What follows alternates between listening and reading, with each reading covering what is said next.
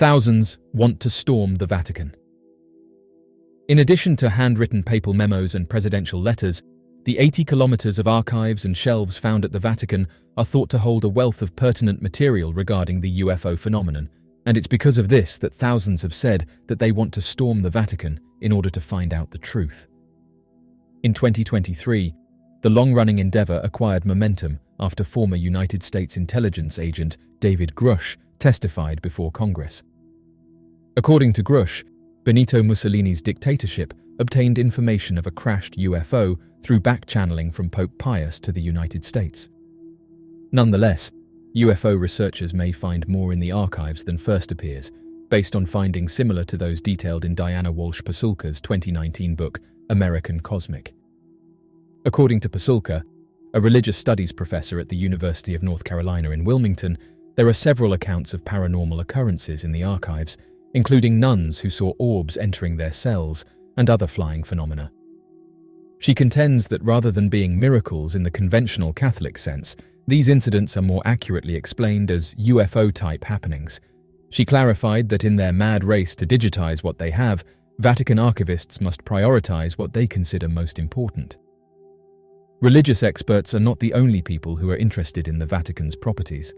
The Vatican archives are viewed as a possible gold mine for scientists trying to understand UFOs, such as Stanford University medical professor Gary Nolan.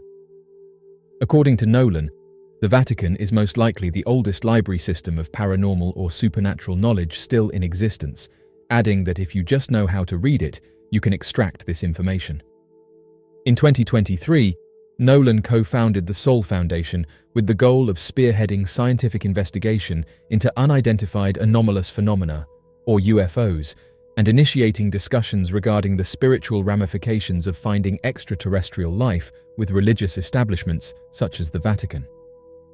The Foundation is positive that a minimum of some UFOs are authentic alien vehicles. As a result, fostering interfaith discussion to evaluate the possible effects on world faiths has been one of its primary goals. The Foundation's director, Peter Scaffish, said that the Vatican is an organization that facilitates interfaith dialogue and engages religious pluralism, and so it has always been in their mind that they want to engage. There has been a long-standing curiosity among non-Catholic scholars about the Vatican's hidden mysteries, which stems from a retreat center in California that holds cultural significance. The Cornish Almond. In 1976 and 1978, Maunan, a Cornish seaside town, experienced an unexplained haunting. After reporting a winged creature in the neighborhood churchyard, 2 adolescent girls stormed the local police station. The weird object that the girls had seen floating in the trees nearby had abruptly soared upward and disappeared, sending the 2 adolescents running screaming. The girls would also draw what they had seen, and although their drawings were rudimentary, they showed something considerably more evil than a simple bird, a creature that resembled a massive humanoid owl with blazing eyes, a broad mouth, and claws that resembled pincers. Its feathers were described as being either white or greyish. As soon as word of the meeting circulated, the creature was called Owlman, based on its looks and due to the creature sharing characteristics with the Mothman of West Virginia. 2 other females who were camped close to the chapel saw the Owlman again. The creature appeared to have hissed horrifyingly this time before disappearing back up into the trees. The following morning, the Owlman was spotted once more. The monster was now hiding among the woods near a cliff, and as additional girls discovered it, it disappeared upward once more. One of the Owlman's last observations was in June 1978, when a lone girl witnessed what appeared to be the devil disappear up into the trees near the church. Not 1, not 2, but 3 girls, who were also French, saw the beast again in August. Once again, it was observing them from a tall tree branch before disappearing above, and after that, there were no more reports of the Owlman. One noteworthy detail in several purported witness accounts of the Owlman is that it had legs that bent backward, resembling actual birds' legs. It would be difficult, if not impossible, to fake this with a basic outfit. It would also be challenging, though not impossible, to pull off the so-called luminous eyes, and if there was no costume involved, it might have been an animatronic replica. Though the peak of Owlman sightings occurred in the late 1970s, reports have continued sporadically over the years. A little-known sighting happened in 1989. A young man named Gavin reported seeing a man-bird with a ghastly face near the church, rekindling interest in the legend. More recently, in 1995, a tourist named Jane Greenwood claimed to have seen a similar creature. These contemporary sightings, while less frequent, keep the legend alive and ensure that the Owlman remains a topic of interest and speculation. The story of the Owlman of Cornwall serves as a reminder of the power of folklore and the human penchant for seeking out mysteries in the shadows of our understanding. The Owlman of Cornwall, with its haunting appearance and mysterious origins, continues to captivate the imagination of both locals and cryptid enthusiasts worldwide. The mysterious case of Ricky McCormick. Ricky McCormick, aged 41, was found in a cornfield 20 miles outside of St. Louis, Missouri, on June 30, 1999. Except for the 2 pages of notes in his pockets, McCormick's passing may have gone unreported due to his living conditions and health issues. McCormick's notes, written in complex, impenetrable code, have long baffled professional and amateur codebreakers. Many people are certain that the notes discovered on McCormick's body contain the clue to his unexplained passing, despite his family's insistence that he could hardly spell, much less figure out a secret code. However, there is more to Ricky McCormick's case than first meets the eye. Those who knew Ricky McCormick claimed that he may have been dealing substances and that he had connections to a number of sketchy characters. Ricky McCormick appeared to have had health issues from an early age. According to news outlets, he acted abnormally, recounted unusual stories, and stood alone during playtime. According to Gloria McCormick, Ricky's favorite aunt, a psychiatrist, said he had a brick wall in his mind. According to him, Ricky declined to breach the wall, and he had a vivid imagination and disliked living in poverty. When McCormick left high school, he was hardly able to write or read. News outlets reported that McCormick's family said he was unable to spell and would instead scribble. According to his cousin, McCormick acted like he was in another world, and although many who have studied this case have suggested that he was misunderstood and used his own writing style to express himself, something that the FBI would end up agreeing with. McCormick, who didn't have a high school diploma, took up a variety of low-paying jobs, generally at night. His meager earnings and the benefits he received for his ongoing heart problems allowed him to survive. However, McCormick would find himself in trouble with the law in 1992. Following his guilty plea, Ricky McCormick was imprisoned for 13 months in the Farmington Correctional Center, but his problems would only get worse after he came out. Ricky McCormick obtained a graveyard shift job at an Amoco petrol station in downtown St. Louis after being released from prison. He encountered a number of dubious characters there who might have contributed to his unexplained passing. Juma and Baha Bob Hamdallah, 2 brothers, were in charge of the Amoco. Both were known for their harsh treatment of people, and McCormick made a few odd visits to Florida while working for them. Later, his girlfriend reported to the police that he appeared afraid and that she thought he was smuggling a substance for the Hamdallah brothers. McCormick began acting strangely in mid-June 1999, not long after his last trip to Florida. According to investigators, McCormick went to 2 different emergency departments between June 22nd and June 25th to complain of chest pain. He was last spotted at the Amoco petrol station on June 27th. After that, Ricky McCormick vanished. At first, nobody took attention, and he was not reported missing by anyone. It wasn't until June 30th, 20 miles from McCormick's residence and workplace, that he was found in a field. Even though McCormick's cause of passing was not determined by a medical examiner, investigators believed that foul play had played a role in his demise. According to investigators, Captain David Tiefenbrunn, the St. Charles County Police Department's Bureau Commander of Criminal Investigations, described the situation as puzzling. If there were no leads, Ricky McCormick's passing might have gotten lost in the shadows. However, something odd was later discovered by the police in his pockets.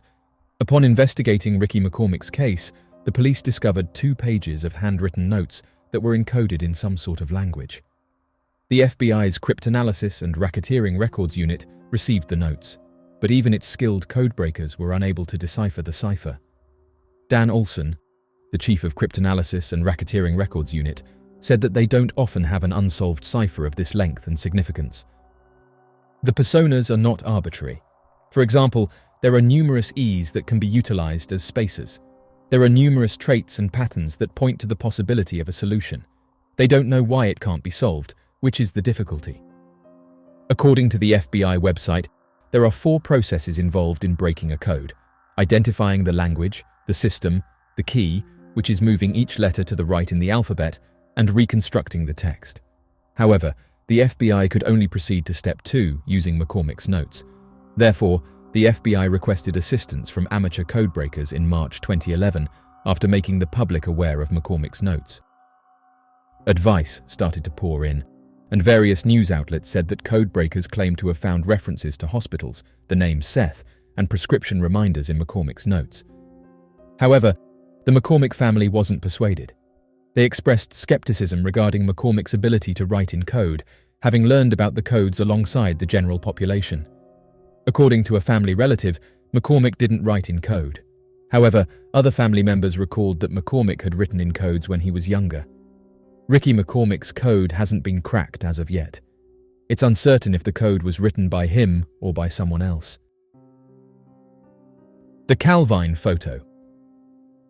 One of the most intriguing and divisive pieces of evidence about possible extraterrestrial activity is the Calvine UFO photo, commonly known as the image obtained close to the Scottish town of Calvine.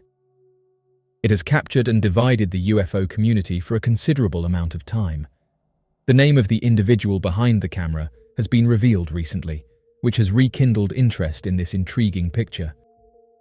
This thorough investigation digs deeply into the many facets and ramifications of the Calvine photo, deepening our comprehension of its importance and adding to the current conversation among the UFO community.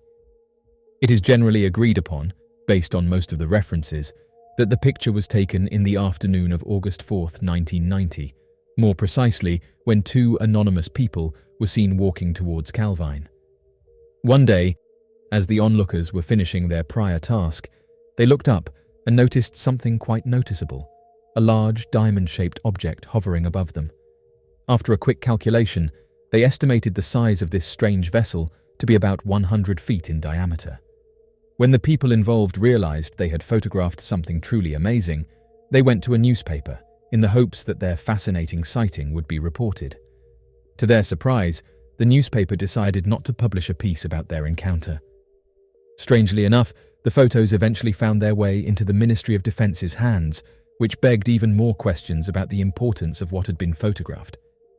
Following the event, the encounter seemed to go unnoticed until British UFO researcher Nick Pope's book was released, bringing the subject back to light.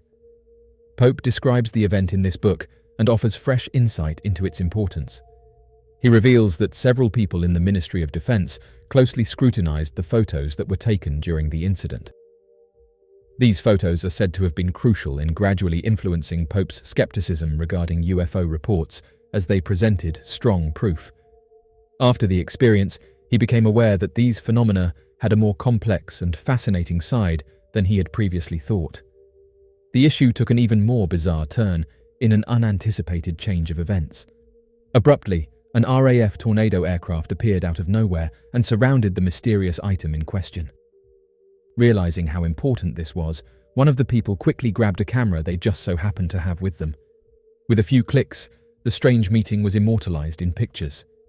It was astonishing how quickly the mysterious object rose vertically before disappearing from view at an unimaginable speed. The viewers were left in a state of wonder and confusion by the puzzling series of events that had suddenly materialized in front of them.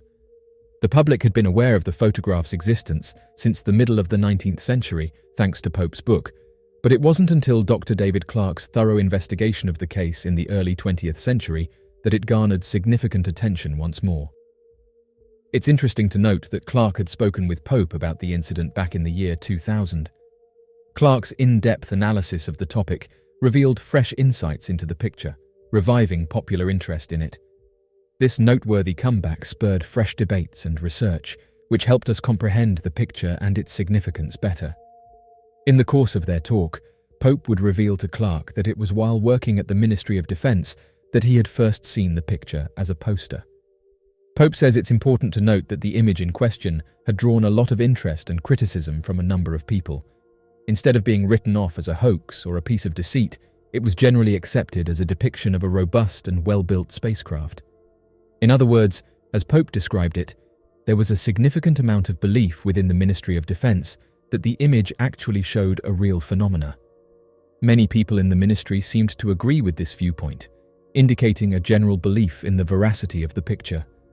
Pope continued by saying that following the incident, many people started to wonder what the object really was, and there were even rumors that it was a top-secret aircraft being constructed by the US government under the codename Aurora. Pope distinctly recalled this time as the moment when people handling these charges began to act defensively. A remarkable thing happened to Pope one day when one of his supervisors walked into his office. He quickly took down the poster of the strange object from the wall and safely put it in a drawer. It is remarkable that, to the best of his knowledge when he spoke in 2001, the poster's secret home in that particular drawer has probably endured to this day, lending a fascinating degree of endurance to the mystery surrounding it. It is noteworthy that Pope also disclosed that, apart from his conversations with Clark, he had attempted to find out from American sources whether or not there was a covert aircraft. It's interesting that the answers he got said they didn't have a plane that was so covert. However, they did ask the intriguing question of whether the British military may own an aeroplane that was comparable to the one that Pope had described. This discussion implies that there had been reports about the existence of such an aircraft that the Americans were also aware of. Pope's insight clarifies the mystery and fascination this mysterious aircraft has generated on a global scale. In an interview with the Falkirk Herald in January 2023, Matthew Ilsley, one of Clark's research team members, revealed that he had managed to track down the picture they had been looking for. They were shocked to see a name scrawled on the back of the picture. Craig Lindsay, a former RAF officer, helped make this important finding possible by hiding the photograph in his home and then sending it to Ilsley for additional analysis. Their inquiry gained further depth and potential when the name on the back of the photo was discovered. As stated by Clark in his Daily Mail story, he was instantly struck by the remarkable nature of the photo that Lindsay had shown him. He said that the photo appeared to have been taken in a panic because it was a little grainy. Clark pointed out that this was consistent with the testimonies of the witnesses. Insisting that he is not easily persuaded by unproven theories, Clark asserted with confidence that the object in question is unquestionably a well-made craft of unknown provenance.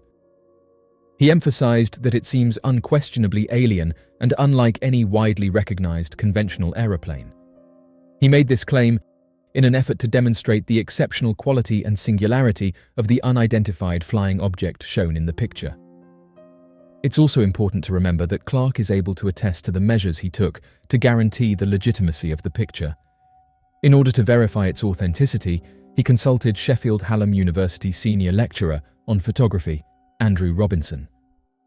Robinson came to the definitive conclusion that there had been no alteration, confirming the authenticity of the photo. This begs an interesting question. In the event that the photo is phony, what might account for the photographer's protracted quiet spanning over 30 years? As per Clark's account, Robinson informed him that the object was clearly in front of the camera and guaranteed that it was not a prop added in post-production. The details Robinson supplied helped to verify that the object is indeed present in the video. Lindsay states that he met the photographer more than 30 years ago, and that from their first conversation, Lindsay could see that the young man was afraid and uncomfortable because of what he had seen as upsetting. Lindsay also noted that the photographer didn't appear to be making this up or making it up in any way based on his manner and behaviour. He would tell Clark that, working as an RAF press officer in Scotland, he had heard several reports of UFOs, most of which turned out to be just sightings of strange lights. He would, nevertheless, adamantly assert that the Calvine UFO photo case was unique. Furthermore, he would clearly remember that he started to suspect that the object might be something unusual when the witness claimed that it was entirely silent and made no noise at all. He would go on to say that to the best of his knowledge, no aircraft was ever known to operate silently. He thought about the object in question and its possible unique nature after making this observation. Lindsay was the one who faxed a copy of the photo to the Ministry of Defense, in addition to sharing copies of it with other newspapers. He remembered that the Ministry of Defense had contacted him straight after, saying they would like to know more about the encounter and whether he still had the original negatives. Pope was shocked to see that the picture had been blown up to poster size and was prominently hanging on the wall of the Ministry of Defense buildings in London. This particular feature draws attention to the importance and influence of the ministry's image. Ultimately, Lindsay was ordered to forego any additional research into the encounter and turn it over to the London authorities. No new details or information about the sighting were obtained during the course of the following years. Nevertheless, Lindsay kept the original picture and stored it in a drawer at home. Speaking with Clark, Lindsay voiced his hopeful expectation that the two people who had seen the incident would soon come forward and relate their own stories. Lindsay expresses her desire for direct experiences to disclose the truth through this optimistic outlook. The identity of the photographer was purposefully kept a secret from the public in order to protect their right to privacy. Spokesman Ilsley clarified that they had painstakingly made every effort to get in touch with as many people as they could who could know who the photographer in question was. The photographer, identified as Kevin Russell, was revealed to have been identified in March of 23. It appears that Russell had worked for a substantial amount of time as a porter at the adjacent Pitlochry Hydro Hotel. According to accounts, he reportedly departed Pitlochry and went back to Glasgow in the early 1990s. This information clarifies Russell's prior employment and potential travels during that time. Ilsley looked everywhere, searching assiduously and thoroughly in an attempt to find Russell. During her search, she dug through a number of documents and databases, discovering details about almost 300 people with the same name, all of whom would now be in their 50s, only in Scotland. According to the investigation, 150 more people sharing the same name were found scattered around different parts of the United States, Canada, Australia, and the United Kingdom. Ilsley and her colleagues methodically contacted each of these people, but their efforts were in vain because none of them turned out to be the person they were desperately looking for. The case was then taken to the next level when an anonymous person who claimed to have worked at the hotel with Russell at the same time gave Ilsley a picture of the person they were looking for.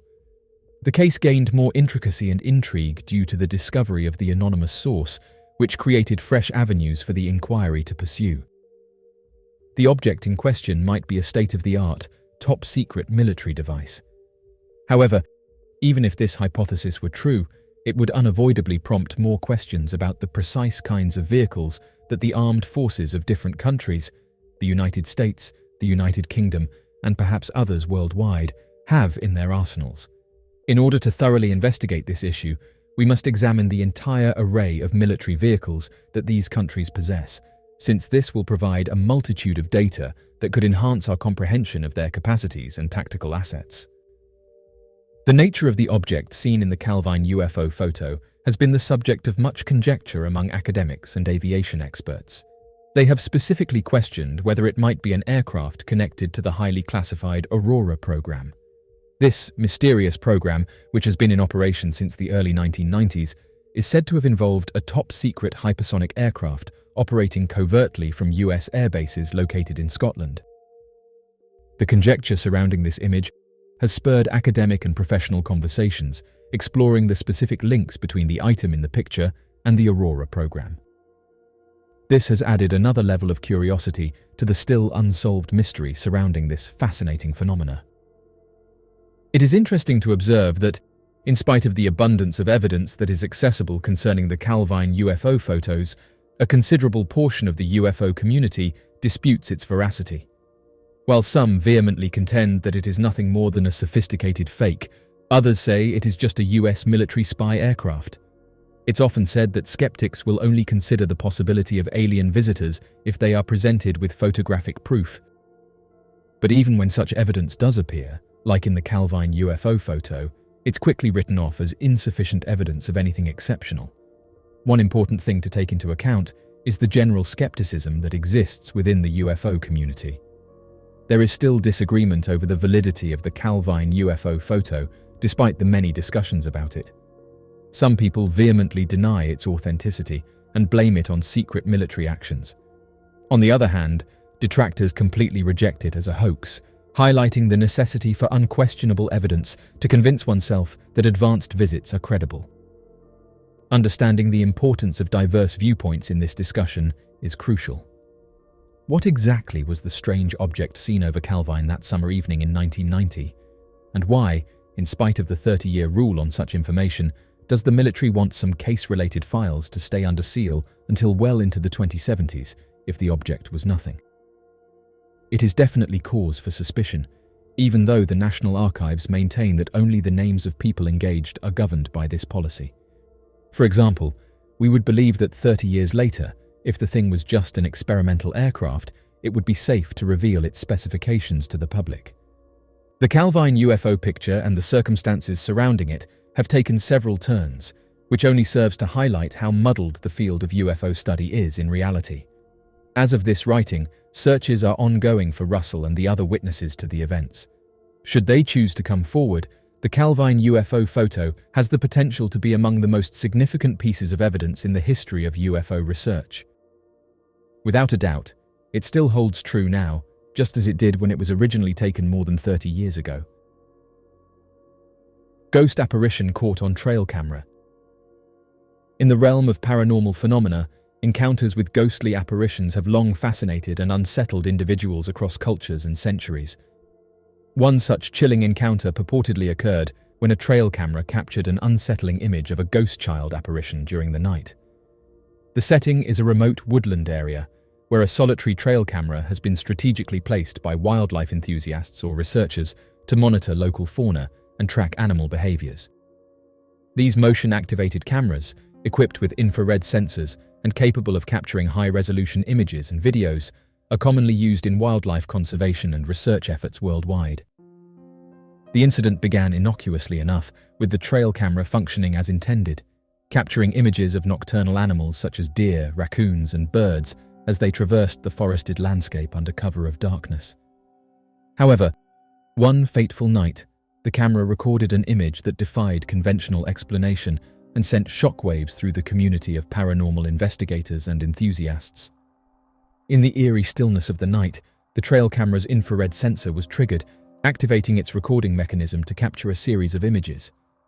Among the mundane snapshots of wildlife activity, one image stood out: a faint, translucent figure of what appeared to be a young child, standing alone in the darkness of the forest. Strangely enough, the mysterious apparition is seen standing next to a deer. Many people wonder how they managed to approach the animal up close, especially because deer are known to spook quickly. The ghostly apparition depicted in the image possessed ethereal qualities, its form partially obscured, yet distinctly humanoid in shape. News of the ghostly apparition caught on the trail camera quickly spread through social media, online forums, and local news outlets, and speculation and debate ensued, with skeptics questioning the authenticity of the image and believers interpreting it as compelling evidence of supernatural activity.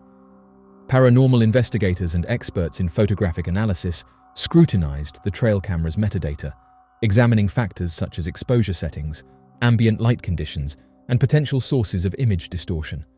Their objective analysis aimed to determine whether the ghostly image could be attributed to technical glitches, environmental factors, or deliberate hoaxes. Witness testimonies from individuals familiar with the area added to the mystique surrounding the ghost child apparition. Some claimed to have experienced unexplained phenomena or unsettling encounters in the vicinity of the trail camera's location, reinforcing beliefs in the presence of lingering spirits or residual energy from past events. For those who believe in the existence of ghosts and paranormal activity, the image served as a haunting reminder of the thin boundary between the tangible world and unseen forces that defy scientific explanation. It prompted introspection into the mysteries of life and passing, prompting contemplation on the nature of consciousness and the possibility of existence beyond physical existence. Mysterious sea serpent photographed in New York's Hudson River. Over the years, there have been rumors of an elusive, serpent-like monster in the serene waters of New York's Hudson River, where the calm of nature meets the hustle and bustle of the metropolis. Witnesses have frequently compared these encounters to mythical sea serpents or cryptids, which has aroused discussion, intrigue, and awe among both locals and enthusiasts.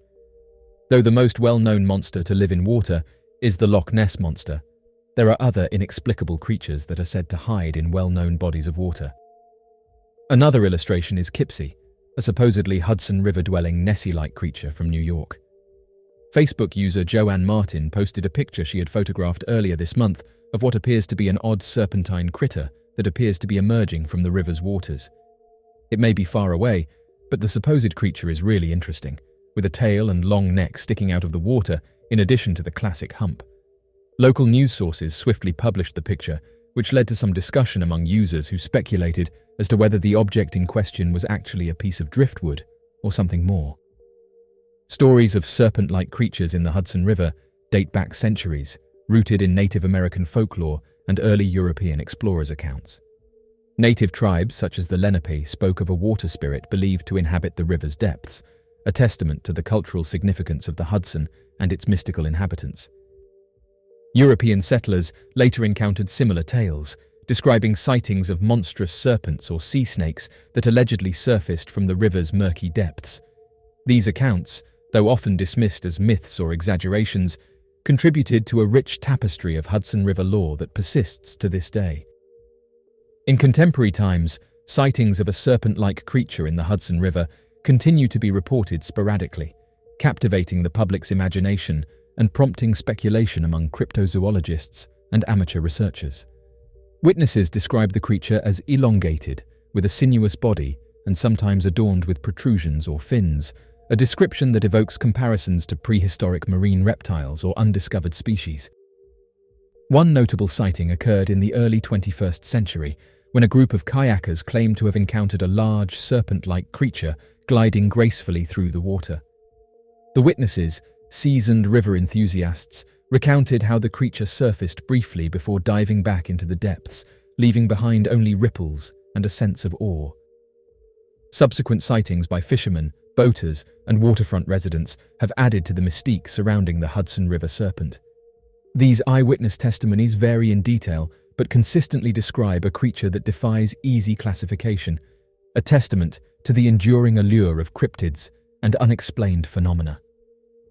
Skeptics and scientists approach reports of a serpent-like creature in the Hudson River with caution, citing the lack of conclusive evidence and the potential for misidentification of known aquatic species.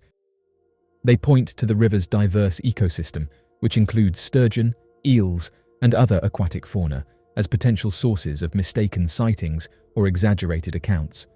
However, proponents of the Hudson River serpent hypothesis argue that the creature's elusive nature and sporadic appearances align with patterns observed in other cryptid sightings worldwide. They advocate for systematic surveys, underwater cameras, and acoustic monitoring to gather empirical data and corroborate eyewitness reports, a scientific approach aimed at unraveling the mystery of the river's mysterious inhabitant.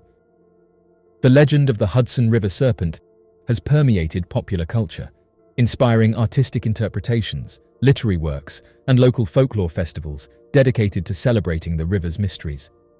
Artists and storytellers have depicted the creature in various forms, from whimsical illustrations to ominous depictions that evoke a sense of primal fear and fascination. Community engagement initiatives, such as citizen science projects and educational outreach programs, encourage public participation in monitoring and documenting wildlife sightings along the Hudson River. These efforts foster a deeper connection to the natural environment and promote stewardship of local waterways, while also honoring the cultural heritage associated with the river's mythical inhabitants. The Hairy Hands of Dartmoor.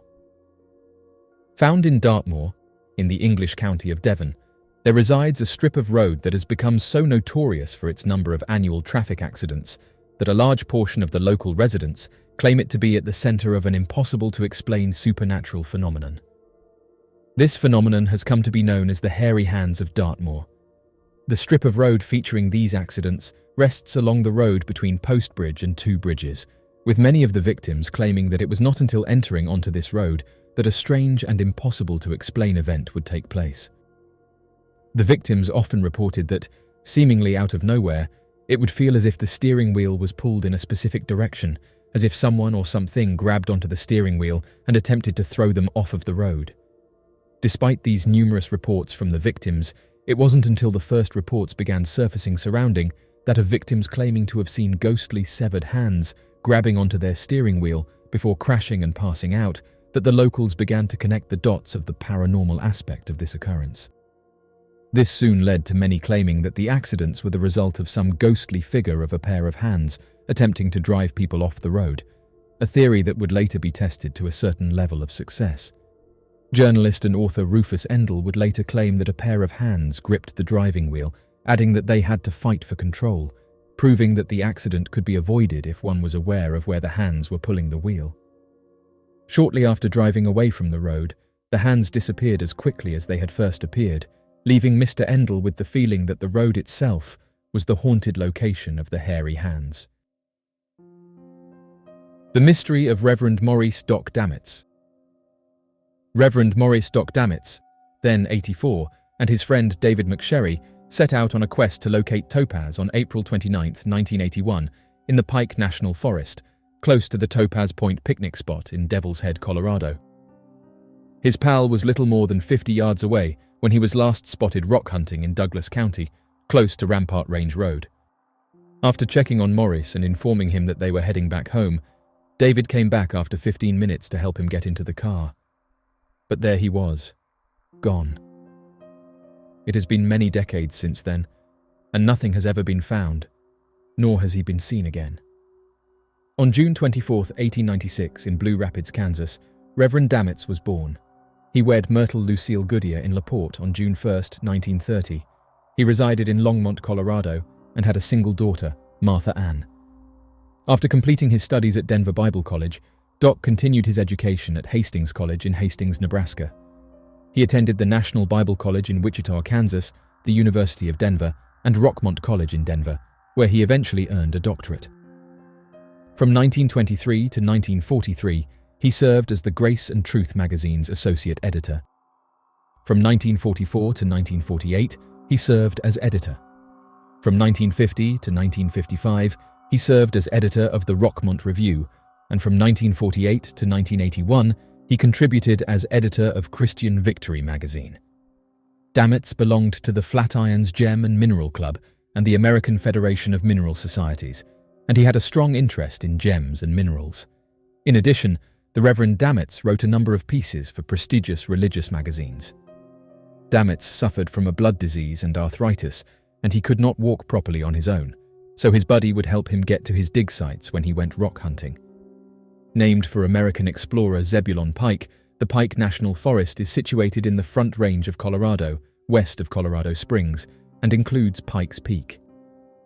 Maurice wore brown ankle-high work boots, a maroon checkered flannel shirt, and a white baseball cap on April 29, 1981. He was in bad health, so McSherry had to carry him to his digging place, which was a little sandy trench near the Rampart Range Road. McSherry moved away from Dammitz, finding a place to dig that was roughly 50 yards, 150 feet away. 2 hours later, at about 3 o'clock in the afternoon, McSherry went over to tell Dammitz it was time to head home by car, and he went back to his own pit to tidy up the equipment and gather the stones. Only 15 minutes had passed when he returned to Dammitz's location, and Doc was gone. More importantly, there was no trace of the equipment he had been using to excavate holes in the ground. It seemed as though Doc and his tools had been taken by someone or something. He looked back at their car, waited, and honked the horn a few times, surprised that Dammitz could climb the slope by himself. But there was no reply. Dammitz was not there. Other than the small pit he dug to find the topaz, the location where Maurice was last seen remained undisturbed. Most importantly, there was no blood found and no indication of a struggle in the ground, suggesting that the Reverend had not been attacked by a wild animal. On Rampart Range Road, McSherry stopped a car. Search and rescue crews arrived at the location at 11 in the evening after the Douglas County Sheriff was contacted. For the next 5 days, searchers combed the region using grid patterns, but they found no evidence of Dammitz. Not even a scent could be detected by the search dogs. He was no longer there. Myrtle, Maurice's wife, wrote to Governor Richard Lamb on July 18, 1981, requesting more help in locating her husband. She expressed her suspicion that Maurice might have been the victim of criminal play or taken out of the area. She asked for a more thorough look into his disappearance. However, Nothing was ever found, and after going missing for 9 years, Maurice was formally pronounced deceased in 1990. He may not have been kidnapped or murdered by a wild animal because there was no evidence of a struggle, blood, or pleas for assistance. He vanished along with his gear. Maybe he chose to venture off to get some fresh air or to become lost in the wilderness. He could not have conceivably survived given his medical state, but in the event of him doing something drastic, he might have easily become lost or concealed given the landscape. Knowing that his time was running out, he might have gone into the forest to spend his last moments in the wild, or he might have wandered off in search of a better dig site. The mysterious disappearance of Hunter Alvy Webb. On October 19, 2019, in the early morning, Alvy Webb, aged 86 of Muldrow, Oklahoma, was out hunting elk in the Colorado wilderness in the Divide Road Roaring Fork region of the San Juan National Forest. Along with his son, grandchild, and other family members was Alvy, a former principal and teacher. They'd set their camp next to Road 564A. They knew the area well, having spent the last 5 years elk hunting there. Alvy was taken by the family 100 yards down a trail on October 19th, and then left to hunt by himself in a spot adjacent to the camp, by a meadow where he had gone hunting the year before. They said to him that they would pick them up at the bottom of the hill around 10. After almost 2 miles, the unnamed route joins Forest Road 435, also known as Roaring Fork Road. 4 miles south of Rico to the west of the Colorado Trail lies a rough and steep terrain. Several hours later, the members of the hunting party went to check on Alvy, but they were unable to locate him. There was not a trace of him or his possessions. Nothing was found when the hunters scoured the area where he was supposed to be. They reported him missing to the authorities around 4 in the afternoon, and at around 5, a more extensive search operation was launched. On top of a bulky camouflage jacket, Alvy wore an orange stocking cap and orange hunting vest. He didn't have any overnight gear, only a few snack bars and water. The area was searched on the ground by the Montezuma County Sheriff's Office, deputies, a dog unit, search and rescue team, friends and family of Webb, but nothing was discovered. Sheriff Nolan reported that they looked all over and searched a large area 30 yards at a time, but there was no sign of him. There are largely aspen meadows in that area, and they had individuals 30 feet apart. They went over some of the same ground again and stated that there was no indication of him anywhere that they should have been able to locate him. The densely forested area was also thoroughly searched from the air by a Mesa Verde Civil Air Patrol plane, a Colorado National Guard Black Hawk helicopter, and a Flight for Life chopper. Infrared drones were flown at night, but no heat signatures were observed. On Friday, October 18th, Alvy's mobile either had a dead battery or was switched off. The authorities made an unsuccessful attempt to intercept a transmission. A person reported hearing what they believed to be a muffled gunshot at around 9 or 9:30 in the morning on Monday as 25 searchers scoured the area in a grid pattern. Nonetheless, there were traces of animals. Although the official search was cancelled, friends and family spent some time looking for signs of life but were unable to find anything. Given his advanced age and the fact that he was not anticipated to walk a great distance, the authorities were perplexed as to why, after a thorough search near the route, Alvy could not be found. According to friends and family, he was quite intellectually attentive and did not have any disabilities. Sheriff Nolan stated that he doubted Webb would have gone very far on foot. He stated that Webb had only been there a few days prior to going hunting and had not had time to adjust to the lower air quality. The altitude at that place is around 9,500 feet. Additionally, he claimed, there had been a light coating of snow there on Sunday morning. After Alvy vanished, a powerful winter storm swept into Colorado, causing a significant temperature variation. The narrative of Alvy Webb resembles that of other hunters who have inexplicably disappeared in the woods. Alvy Webb is still missing in the Colorado backcountry as of the time this tale was written. The strange disappearance of Jean George from Mount Harvard. On Wednesday, September 18, 2013, Jean George, aged 64, was last observed in Colorado on the North Cottonwood Creek Trail close to Mount Harvard. From a motel room in Buena Vista, Colorado, he had communicated to a buddy in Cleveland that he intended to walk into the Mount Harvard region on the 19th or 20th of September. Although Jean was an accomplished hiker, It was not well known that he spent the night in the woods.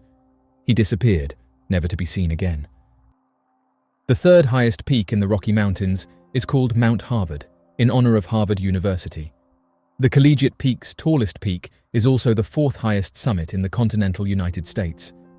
It is situated 11.7 miles from the town of Buena Vista in Chaffee County, Colorado, in the Collegiate Peaks wilderness of the San Isabel National Forest. Gene worked as a partner for Cleveland-based Ray Robinson solicitors. In addition to practicing law, he had a strong interest in hiking in the woods. On Sunday, September 22, 2013, a worried Buena Vista hotel employee called the local police because Gene had forgotten to check out of his room.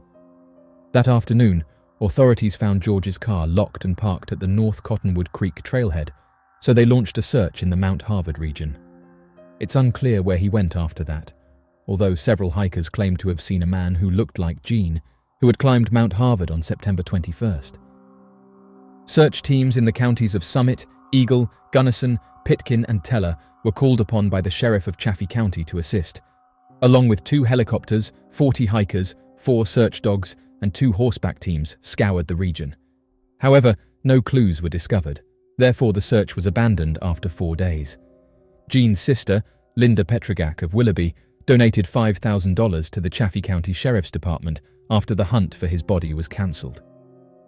At the time, she expressed her gratitude to them for their tireless efforts and commitment in trying to find him. After more than 6 months, there was a breakthrough. While hiking on Sunday, March 23, 2014, Carl Mays, age 20 of Colorado Springs, came upon a wallet and some clothes in the rough terrain and underbrush about a quarter of a mile away from the trail leading to Mount Harvard and Mount Columbia. After the hiker gave the wallet to the sheriff's office, volunteers for a search were collected on Monday, March 24th to look over the area. Volunteers doing the search set out at 8 in the morning on Monday and found some remains approximately 3 hours later at 11. George's automobile was discovered parked in September at the North Cottonwood Creek trailhead, about 2.5 miles away from the location. Randy Ametis, the coroner for Chaffee County, stated that they had a sample of the hiker's DNA, which was eventually identified as Gene's. Authorities did not believe foul play was involved, but they were unable to determine the cause of his passing.